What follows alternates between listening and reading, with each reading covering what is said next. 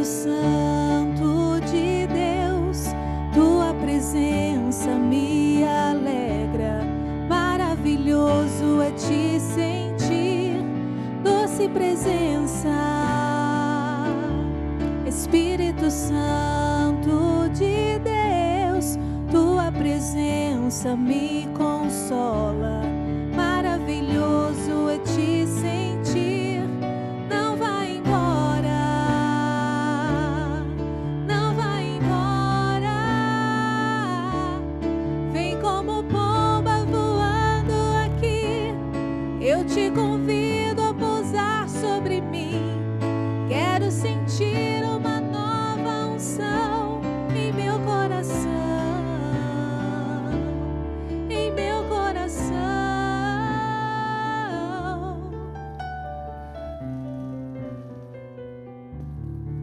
Estamos de volta com o programa Coração Jovem. Deus abençoe você que está nos acompanhando aqui pela Rede Século XXI.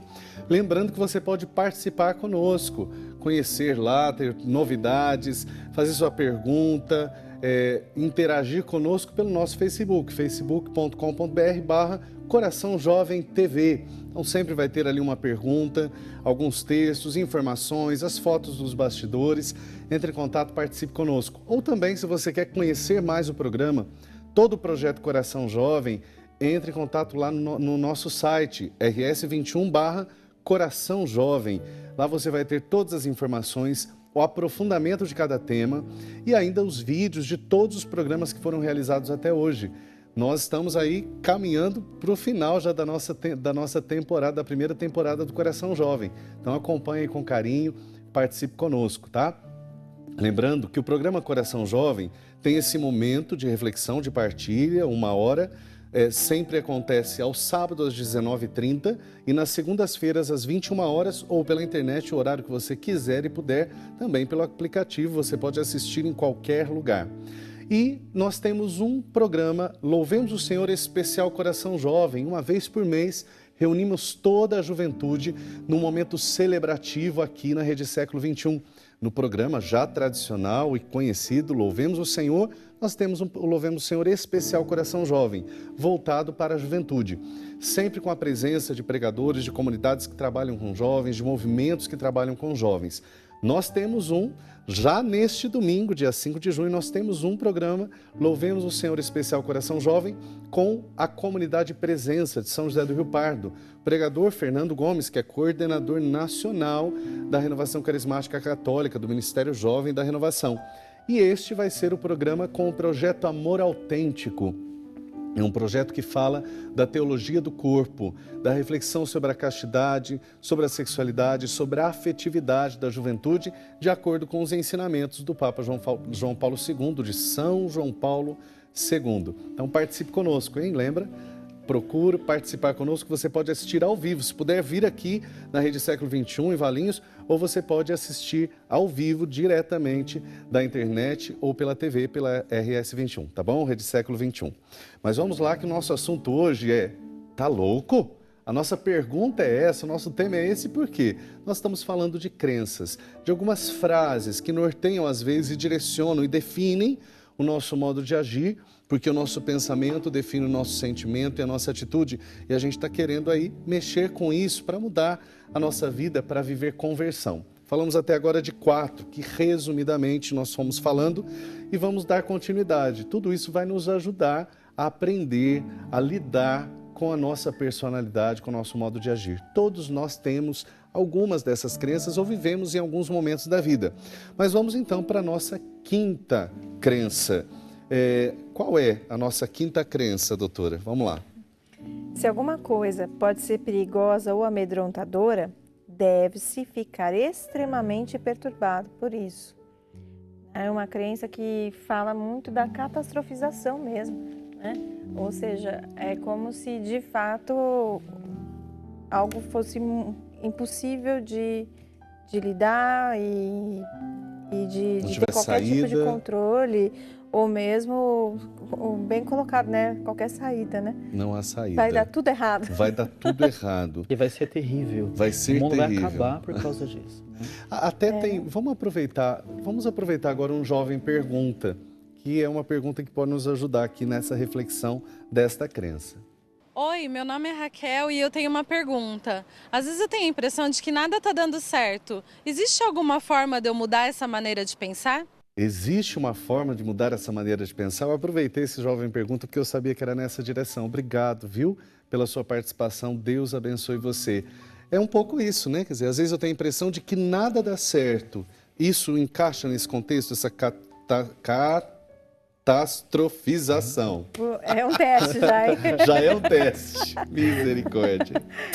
Vão pegar no meu pé aqui depois por causa dessa frase. Tudo bem, Todo tá mundo valendo. enrosca. Não, mas é sim, padre. Entra bem nisso, porque aí vai um pouco naquela linha de pensamento dualista, né? Até ou é tudo ou é nada, tudo vai dar errado, sabe? E, né, assim, A impressão um dia de eu que estava nada vai dar atendendo certo. uma adolescente e ela virou e falou assim para mim: doutora, é o fim. Eu falei: o que é o fim? Eu não estava realmente entendendo, era o começo assim da sessão. Aí eu falei assim: é o fim, doutora, olha só.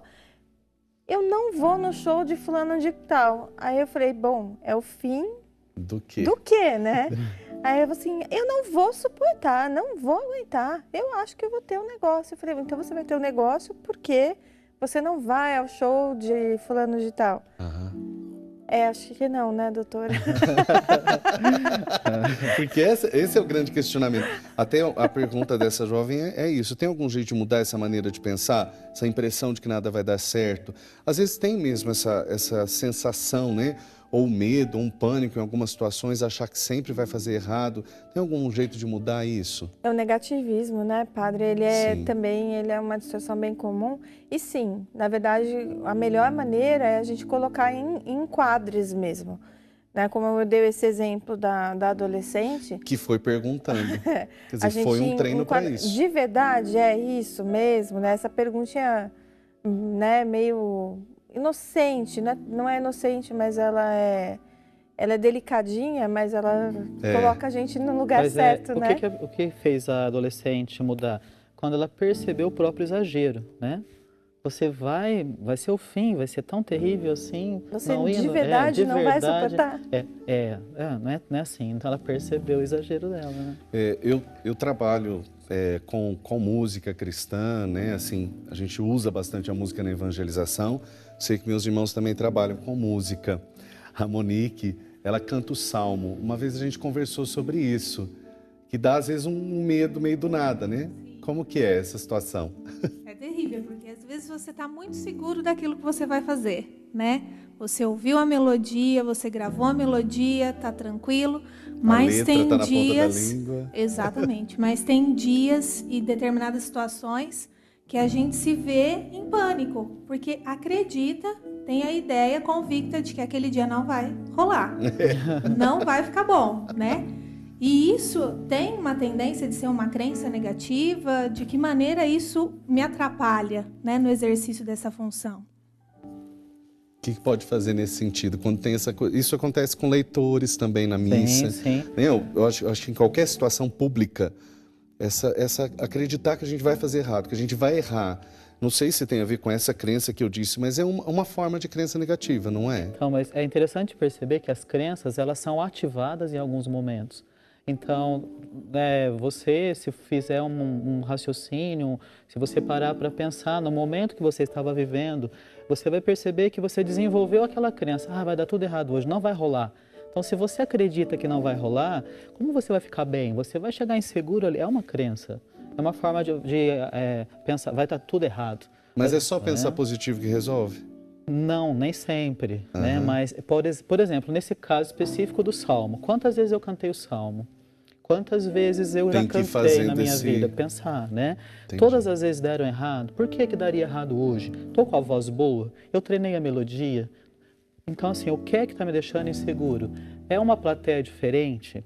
É muita gente? É muita gente, mudou. Então, é identificar o fator que está gerando a crença e pensar se essa crença é coerente mesmo ou não. E qual vai ser a consequência? Qual vai ser a consequência? E se justamente, eu errar? Qual o problema de eu errar? Foi um pouco do que a doutora falou para ela. Se você não for no show, realmente vai ser o fim. O que vai acontecer? Qual é o pior que pode acontecer?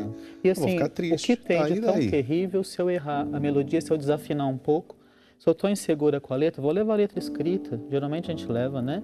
Aham. Então, assim, é trazer para o real. Porque, no caso, o exagero que é o problema. Não O é? exagero que que é o sai da problema. realidade. Bom, vamos dar continuidade. A sexta crença. Qual é a sexta crença, padre? Vamos aí para nós. É mais fácil evitar do que enfrentar as dificuldades da vida e as próprias responsabilidades. Então, uma Como a gente pessoa resume que isso? A gente é fuga de de responsabilidades. responsabilidades. Né? A Nós- esquiva de responsabilidades. responsabilidades.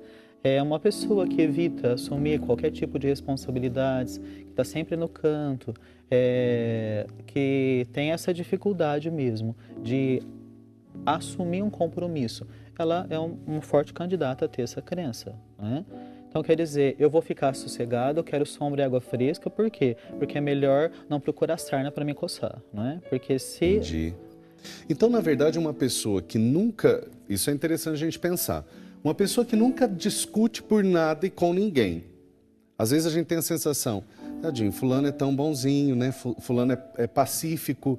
Eu posso dizer que a minha tendência é amenizar algumas coisas. Mas quando a gente tem uma ideia, a gente acaba defendendo. Às vezes até de uma forma errada, né? Meio apaixonadamente, né? Vira uma discussão, realmente pode ser agressiva e tal.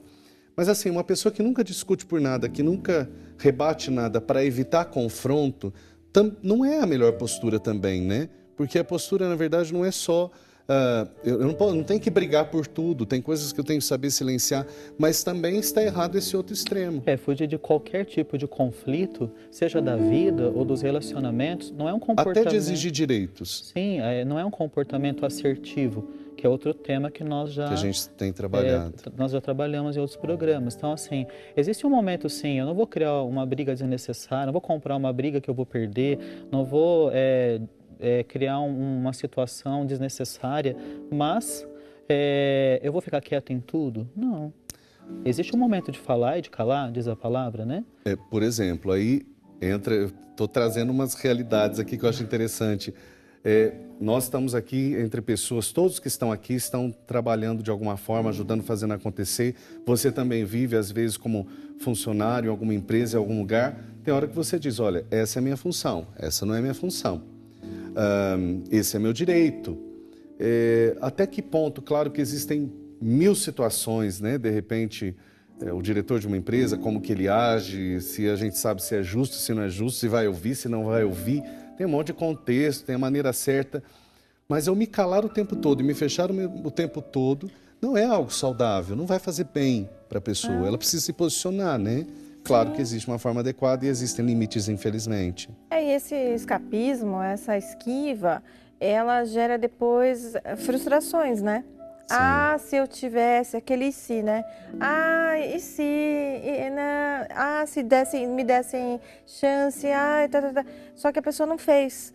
Então, da mesma maneira, eu queria tanto ter visitado alguém ou algum lugar, mas ele também não tomou nenhuma iniciativa para tal. Então, eu gostaria de ser um profissional exemplar. Brilhante, mas eu não fiz o curso que eu precisava, né? Bom, então... Faço desculpa. extremamente o necessário, não passo meu tempo, porque tudo não é tudo... Não, eu gostaria de Não, ser não há um piloto, empenho. mas eu nunca estudei nada relacionado à aviação. Eu acho que é muito difícil. Então, quer dizer, eu prefiro, para não ter que enfrentar as dificuldades para chegar lá, eu prefiro me esquivar. Mas acho que não é para mim, não dá certo. Às vezes as pessoas dizem, né? Porque eu posso me dar mal, então eu não quero me dar mal, então nem tento. Entendi. Sabe? Bom, vamos lá. Nós vamos ter que fazer um resuminho hoje aqui, viu, gente? Vamos entendendo. A sétima crença. Essa também é bem quente, né? Vamos lá. As pessoas sempre precisam de outras maiores ou mais fortes do que elas próprias para se apoiar. Que é bem a base, né, da dependência afetiva, que a gente já falou também outro dia, né? Assim, é como se eu não existisse se não houvesse outro para que ser envolve a o baixa meu... autoestima, a inferioridade. Isso, meu porto seguro, né? Isso pode ser, na maioria das vezes é inconsciente isso, doutora? Então, nem sempre, padre. Nem sempre, não. Às vezes é uma escolha. Entendi. Porque é reforçado isso também, né? É uma escolha. A pessoa precisa estar Até isso acontece muito, uma coisa que a gente sente, que as pessoas dizem, esmola demais, o santo desconfia. Quando alguém começa a se aproximar demais, a gente às vezes tem essa sensação de interesse. Sim. Não pode acontecer, justamente porque depende da posição que alguém ocupe, ela vai ter algumas pessoas que vão estar ao redor por interesse. Também. A gente sabe, isso é uma coisa que acontece mesmo. Mas essas pessoas que se posicionam assim, na verdade, elas talvez queiram se sentir maiores ali porque elas se sentem menores em qualquer outra situação. Sim. É uma sensação constante. E também essa questão, né, voltando que o padre colocou, é como se alguém não abrir a porta para mim, eu não consigo entrar. Entendi. Não é verdade? Não, Olha, sozinho eu não faço. Sozinho eu não consigo. Não vou conseguir. Né? Então, eu só vou conseguir o emprego se alguém me indicar, né? Eu só vou conquistar aquela pessoa, né? Ser um pretendente, se alguém me apresentar. Não, como se não bastasse, se a própria pessoa por si só não bastasse, não fosse suficiente. É claro que a gente pode entender, isso acho que é óbvio, que existem situações que algumas pessoas podem te ajudar, né? Um amigo... Isso acontece, a gente está falando de namoro, sempre tem, né? Alguém que tem que ser o cupido ali da situação, dar uma mãozinha nos relacionamentos, numa empresa também, é claro, você conhecer alguém pode te ajudar. Mas quando isso se torna algo que faz sofrer, né? Que você depende de alguém para se sentir bem, não é só uma ajuda em alguma situação que a gente precisa uns dos outros, mas é uma dependência, uma necessidade mesmo para se sentir gente quase. Exato. Né? Quando passa desse limite. Tá. Vamos lá. Oitava crença, padre, contigo. Deve-se ser absolutamente competente, inteligente e merecedor de todo respeito. Aqui, é claro que se nós trouxermos essa frase para algo mais razoável, todos nós queremos ser competentes, inteligentes e nós queremos também um certo reconhecimento. Isso é natural. Sim. Mas é o exagero, mais uma vez. Deve-se absolutamente ser competente, inteligente, merecedor de todo respeito em tudo que faz.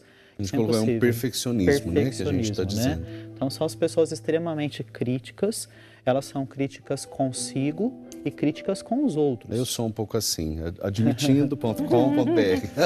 Aquela pessoa que nunca tá bom.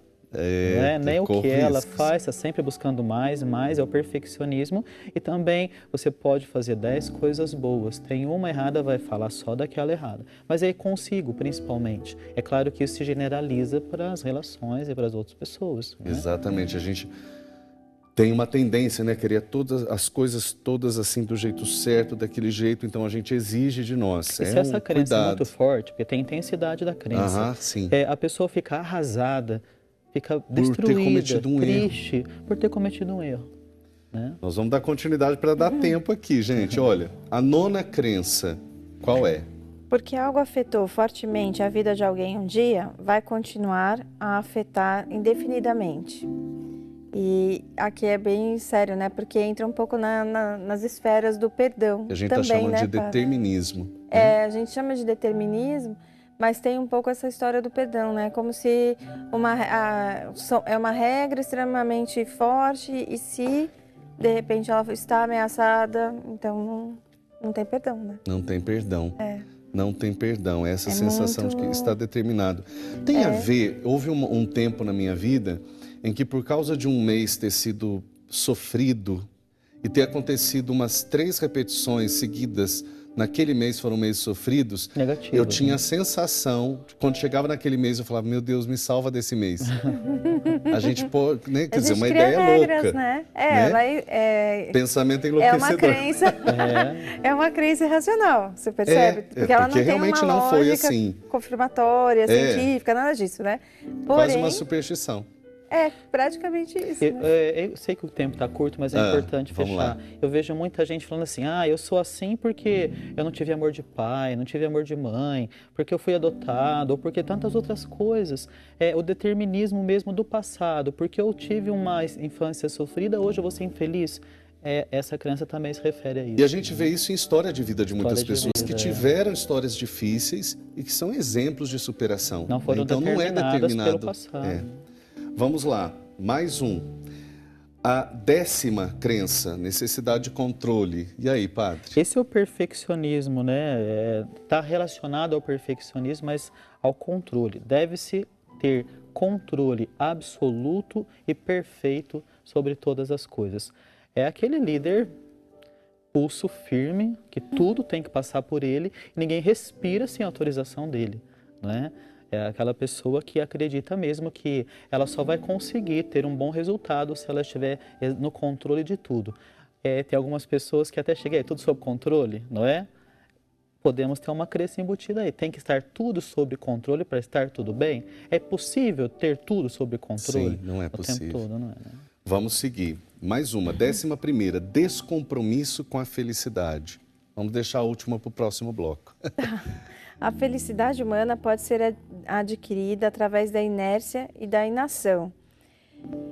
Bom, aqui ela entra um pouco assim, né? Não tem nada a ver com isso. Eu vou ser feliz porque as coisas me farão felizes, porque eu fui agraciada pela felicidade, né? E pronto, tá tudo certo. É questão de sorte. Eu sou sortuda. Tudo vai aparecer. Não fiz nada para isso. Que aí é o né, fato de um certo comodismo também, né? Muito. Se acomodar. É como se eu não tenho que fazer nada para felicidade. Inclusive, eu não tenho nem que pensar sobre o que é felicidade.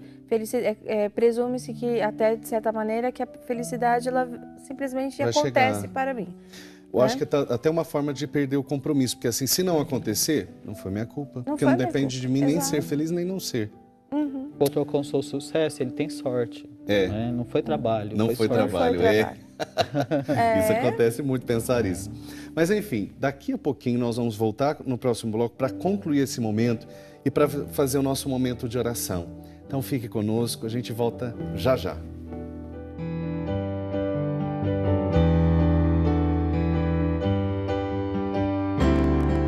Deus, quero louvar-te, quero adorar-te, quero te seguir, quero transmitir. Deus, quero louvar-te.